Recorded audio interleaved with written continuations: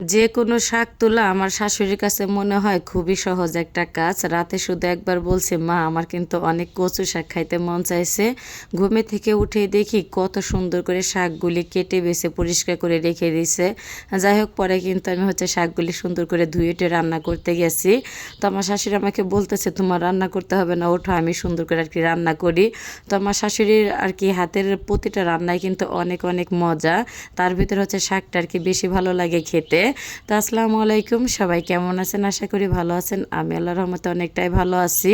বেশ অনেক দিন ধরে লং ভিডিও দিই না বললেই চলে, কারণ গ্রামে না যাই হোক ভিডিও করা যায়, কিন্তু ভয়েস দিতে গেলে না অনেক নিরিবিলি একটা জায়গা লাগে, কিন্তু নিরিবিলি জায়গার অনেকটাই অভাব বললেই চলে। চারপাশে পাখির কিচিরমিচির, হাঁস মুরগি গরু ছাগল এর শব্দতে তারপরে ভয়েসটাই দেয়া যায় না। আর অনেক দিন যাবত গলাটা অনেকটা বসে গেছে, এর জন্য ভিডিওটা আমি ঠিক মতন মানে ভিডিওর ভয়েসটা দিতে পারতেছি না। যাই হোক, তো এই তো আমার শাশুড়ি কিন্তু শাকের ডগাগুলি সুন্দর করে একটু ভাবতে নিল। তো ভাব দেওয়ার পরে কিন্তু এখানে বেশি করে পেঁয়াজ রসুন আর কাঁচামরিচটা দিয়ে, তো এখন কচুর পাতাগুলি দিয়ে দেবে। আর মাটির চুলা রান্না, তো রান্না করতে দেখা যেতেছে আহামরি সময় লাগে না, অনেক দ্রুতই কিন্তু রান্না হয়ে যায়। আর মাটির চুলার খাবার কিন্তু অনেক অনেক ভালো লাগে খাইতে। তো এর মাঝে কোনো ভিডিও নিতে পারি না। আমার শাশুড়ি রান্নাটা করছে সকালবেলা, আর সকালে যত কাজ ছিল বাদ বাকি সেটা আমি করে ফেলছি। এর ভিতরে কোনো ভিডিও নেই না। যাই হোক, আর বেশ অনেক দিন পরে সকালবেলা গরম গরম ভাতের সাথে কচু শাক খাওয়া হইতেছে।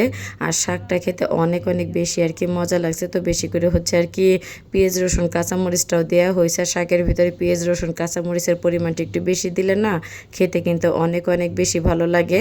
আমি তো শাক পেয়ে মশলা দিলে 1 প্লেট ভাত সকালবেলা খেয়ে ফেলছি, কারণ শাকটা বললামই তো অনেক অনেক বেশি ভালো লাগছে। আর গ্রামের বাড়িতে আসলে না যাই রান্না করা যায় না কেন খেতে অনেক অনেক বেশি ভালো লাগে। মাছ মাংসের প্রয়োজন হয় না, নিরামিষ তরকারি হইলে চলে। আর শহরে কেন যেন মাছ মাংস ছাড়া তো কেন যেন ভাতই খাইতে মন চায় না।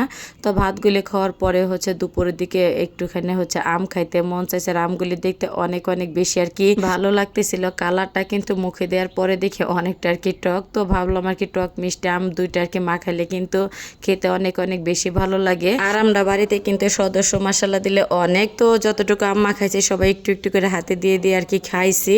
তো সবাই মিলে একটা জিনিস খাইতে না অনেক কিন্তু বেশি ভালো লাগে তো বেশি করে কাঁচামরিচ দিয়ে মাখানো হয়েছে। তো আমটা খেতে অনেক অনেক বেশি ভালো লাগছে। আর এই তো এটা রাতের ভিডিও। তো আমার বড় যা আম পাঠাইছিল, রূপালি আম, এটা তাদের গাছের আম।